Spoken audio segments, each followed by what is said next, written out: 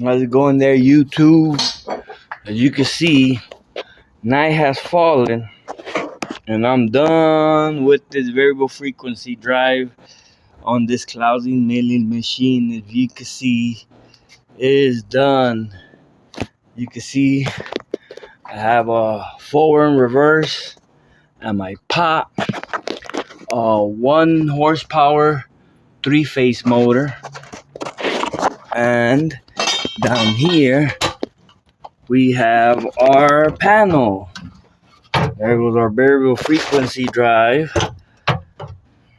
with our manual motor protector, as you can see, and I have the power. There we go.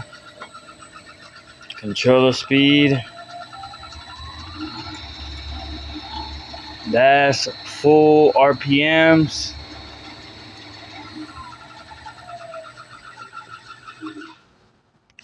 All the way slow. Stop. Reverse.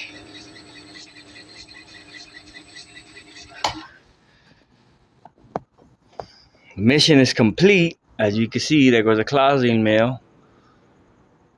And next to it, we have a closing drill press. As you can see, this also has a variable frequency drive. You can see I have it there, but this one runs on pedals. As you can see, when I hit the pedal, forward. I hit the other pedal, reverse. And I have my pop to control the speed. Reverse, forward. So when I'm drilling operation here on this one, this is controlled by the pedal. And these panels are both built by me. I built these panels for these machines. As you can see, there was the closing drill press, closing 227. It needs some parts. It needs the clock spring.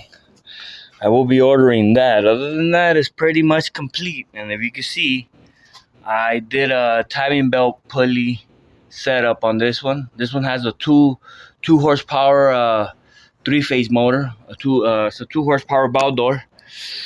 This one's a Marathon 1 horsepower. You can see both. I didn't expect to have a closing drill press and a closing milling machine next to each other, but that's how it came out to be. Thanks, guys.